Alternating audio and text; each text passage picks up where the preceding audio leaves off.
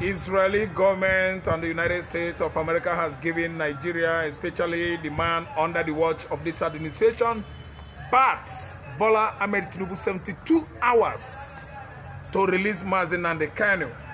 The elapsing the expiration of 60 days, that is 2 good months given to this administration under the watch or supervision of Bola Ahmed Tinubu has expired to release Nnamdi Kanu, whose kinsmen had gathered, their elders, their monarchs and kings, Igbes, Ezes.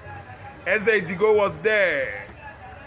Obi Igbe Achebe of Onitsha, Obi of Onitsha, King Achebe was there. Ata of Igala, the grand monarch of the entire Nigerian contraption or country, was there. Then came that Igbe of Ezago in Enugu State, an orator, a man of motivational speech, a motivational speaker who actually held the Oni of Ife, the entire monarch in the southwest, including the Nigerian current president Bola Ahmed Tinubu, ransom with his oratory rendition, streamlining reasons and points why federal government of Nigeria under the watch of Bola Ahmed Tinubu should release Nnamdi Kanu, the Igbo son. He questioned, why could you release Igbo, your son, and preparing to give him the highest honor, Are Onika Comfort of Yoruba land, while that young man who has done nothing, an Igbo man, Nnamdi Kanu, is suffering in jail for what he has not done. Release him if you actually know you are calling for traditional council of monarchs, which has never been existed or documented in Nigeria, for a meeting. We are not and we couldn't be part of it. Explain the Igbe, the Eze from Ezago axis of Enugu State. Igbe, Eze, His Royal Highness Igade, you actually represented the Igbos too well. The gathering at Abuja, a call by Oni of Ife, he target traditional council of what? Royal fathers or chiefs or rulers from southern Nigeria, which has never been in existence. It has never been endorsed. It is a handwork of the southwestern Obas and Kabiesis, to extort, to cheat, to bring down, to subjugate the Igbo kings, Igbes and rulers, the Obis and Obas, including Oba of Benin. Only a young man that ascended the throne at the age of 48, I know it, was trying to spearhead Eze Idigo of Aguleri.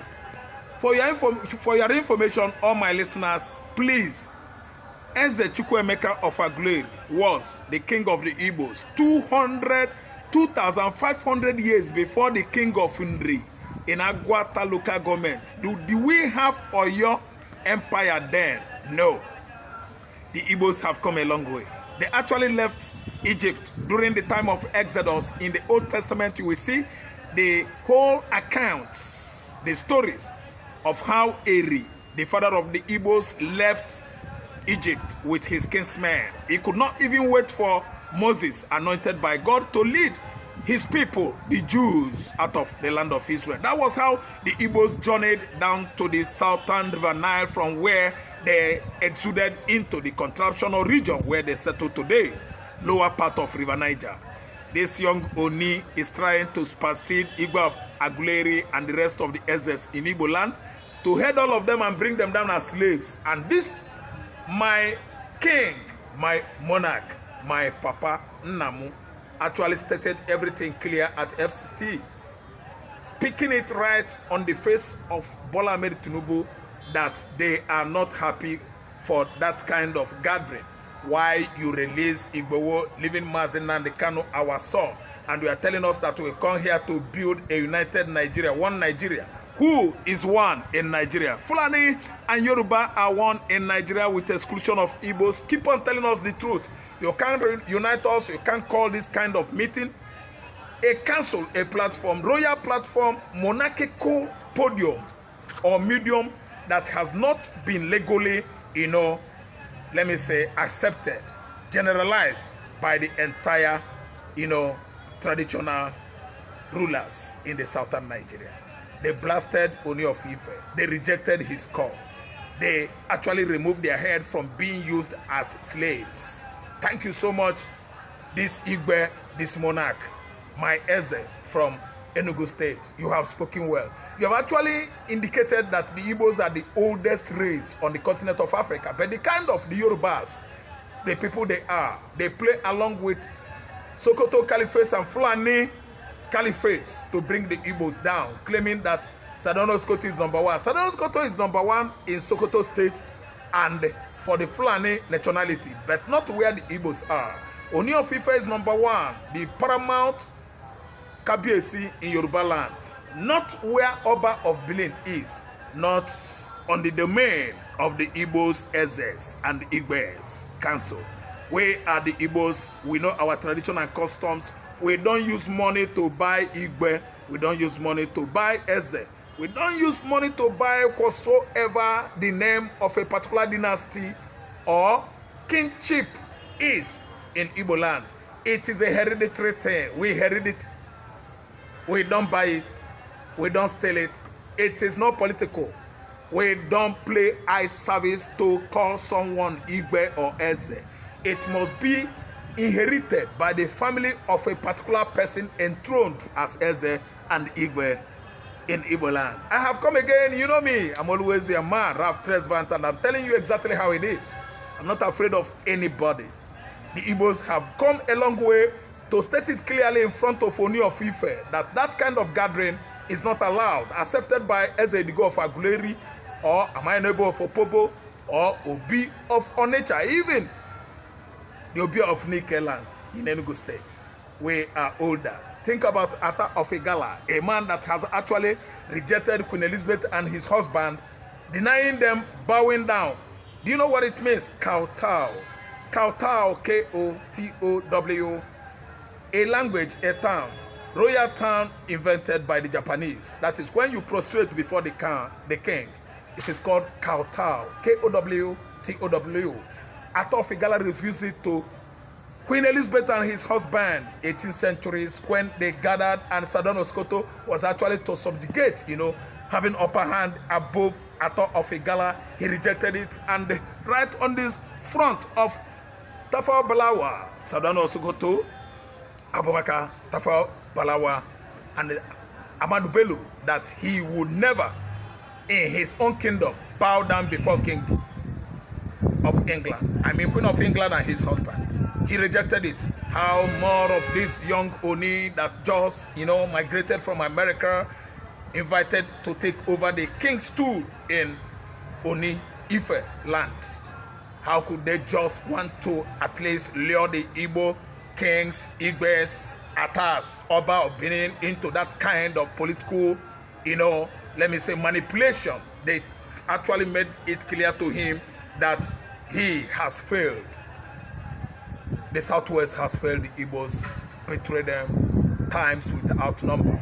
And that's why he made it clear that Nnamdi Kanu must come out when Tinubu, if he wants to begin discussing Nigerian unity. Who and who are united in Nigeria? Nobody. Unity of Nigeria is between Yoruba and Fulani. Two of them are sharing the national cake, traditional leadership of the Nigerian country. So that's why the Eze, the Igwe, rejected that call and made it clear that Nnamdi Kanu should come out before anything, about Nigerian unity. You could see how his oratory speech actually stunned everybody, and the silence in this gathering was louder than, let me say, chaotic, boisterous protests or war. That is what makes a man a king. Igbo man is a king because his family has originally inherited it from the Igbo contraption. Our culture and tradition will never be, drilled. It can never drill. It can never be bought over. It can never be intimidated. That's whom we are. Oni has tried his best to bend the Igbes, the kings, who are his father, senior over his father, to bow before him, to be under him. No, nobody, no king in Nigeria is above the Igbo kingship. Why? We are here on the continent of Africa, BC, before our Lord Jesus Christ. So not Yoruba Kingdom, not the Fulani Caliphate, or any other contraption or tribe in Nigeria will bring the Igbos down. The gathering was right now clear to everybody that the Igbos, the Igbo kings, the monarchs that actually went to Abuja to honor invitation by Oni of Ife and Tinubu administration, they were there for Mazi Nnamdi Kanu's release and freedom. And you know what I'm trying to tell you right now? Israeli government, Knesset, and American Congress giving Nigeria 72 hours, though the 60 days expiration of instruction and order by United Nations organization expired long ago, and United Nations is threatening serious embargo and sanction against Nigeria. Failure to release Mazi Nnamdi Kanu, 72 hours given by Benjamin Netanyahu and the United States of America for Nigeria to do the needful, or the forces standing by that could extricate Mazi Nnamdi Kanu from dungeon. Very soon. We are not asking for excuse. We are not asking for dialogue or negotiation with Nigerian government. Kanu has not done anything. Why could this administration and the Buhari administration be suffering an innocent man, an Igbo man that has not done nothing? He has been going through ordeal, agonizing situation, condition since 2021, risking it being yourself or your son. Our king from the axis of Ezagu, Enugu State, stipulated his point clear, demanding from Tinubu that he unconditionally releases Mazi Nnamdi Kanu. He should give the executive order right now. Yes. Silence right now is louder than voice. It is too obvious that Igbo was freed, and the Yoruba land and their KBC in council wanted to give him the highest honor in the land. He's a man that committed the same crime with Mazi Nnamdi Kanu. Is moving freely, even with the highest honor in Yoruba land. Achiwaju, Otumba, Are Oni Kakamfo, the general of Yoruba, war general in the southwest, to a man who is right now freed from Cotonou, freed by Tinubu administration, while an innocent man that has well prophesied and predicted the current situation, bloody one, yes, perpetrated by the Fulani oligarchy across Nigerian farmland, topography and regions, killing and paying people in southwest with impunity and such audacity that government of this man, BAT, Bola Ahmed Tinubu, could not ask Fulani why and bring them to justice. But an innocent Igbo man who is not doing anything wrong but agitating for emancipation of his people, the Igbos, was seized, jailed, unnecessarily jailed, illegality, illegal jailing, court ruling, as stated by that Igbo senator that is packed in the house of the lawmakers, telling his fellow senators that Mazi Nnamdi Kanu was illegally jailed. He said that kind of judgment is not supposed to hold. He was even employing or enjoining most of his colleagues in the house to advocate for Kanu's release. They started tackling him. He stood on his feet, even attacking these people, these lawmakers, these vultures, political vultures, back, that they could not do him anything. Yes, when you said, am I a lawyer? They were asking me, are you a lawyer? He said, no, but I'm a lawmaker. I know law. I make the law. I am among the lawmakers in Nigeria. Mazi Nnamdi Kanu is innocently, is an innocent man, illegally, incarcerated by a Nigerian political system, which has turned, its back on the Igbos, neglecting Igbos from 1970 to date. 56 years now, the Igbos has been going through hell. There is a need for, not even a dialogue, urgent, an emergency release of Mazi Nnamdi Kanu. Whether the British likes it or not, we have the congressmen, American congressmen discussing about Mazi Nnamdi Kanu, let me say, sudden freedom. They must free him. He has not committed any crime. All his prophecy and prediction has come to pass. He actually made this revelation in the past that time shall come, or should come, when the Fulanis will run over the entire Nigerian region. Is it not happening now? Who committed bloody crimes in Nigeria? Mazi Nnamdi Kanu Ohu. Mazi Nnamdi Ohu Kanu has not committed any crime. Release him. That's the point. We gather here as we call for the councils of the traditional rulers in the south that has never been gazetted in our, monarchical or traditional system, and we are here. You have actually made your stance clear, and we are telling you our heart that illegally you have seized our son for over 5 years now, tormenting and punishing him when he has not done anything. Release Nnamdi Kanu.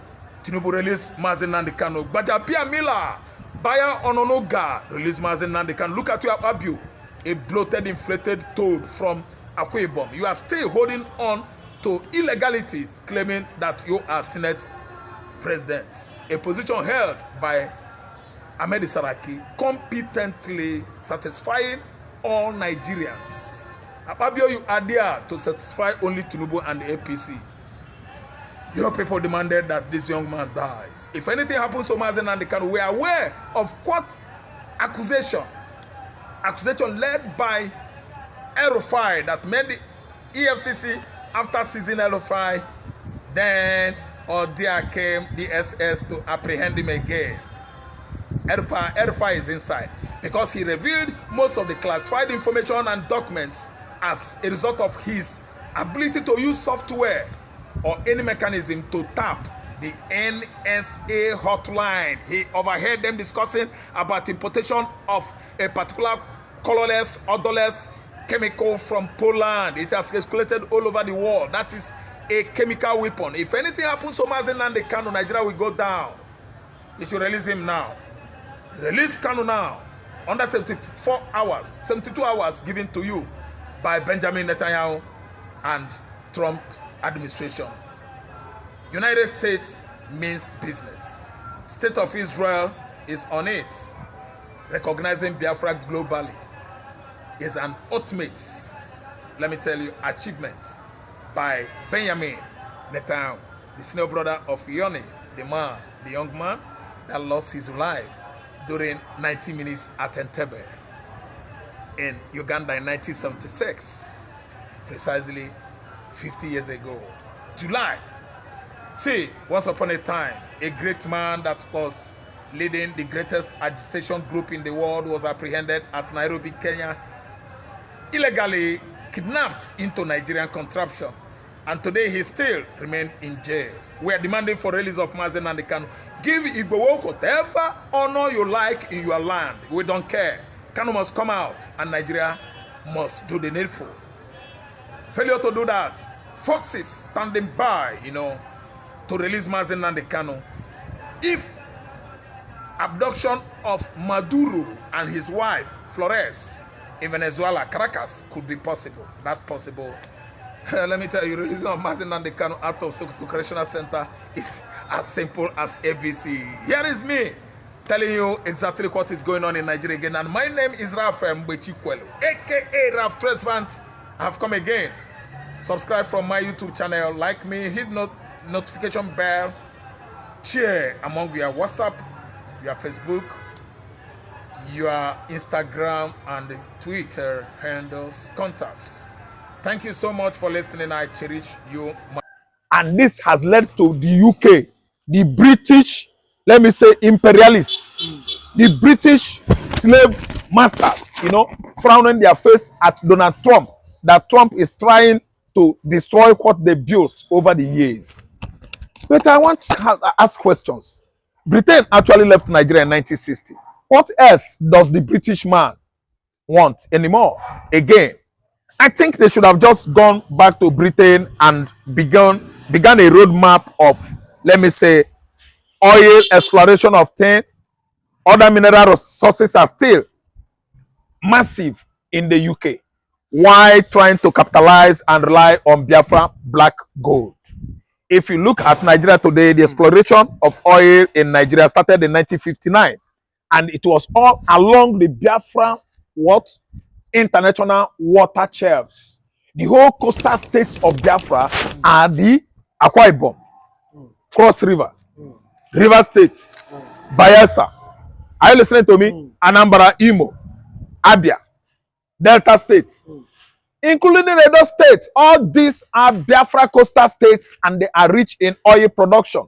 What is it that Britain wanted again after leaving Nigeria in 1960? Now, this is a big question. Do you know what? Donald Trump is a man that has come to violate the Britain.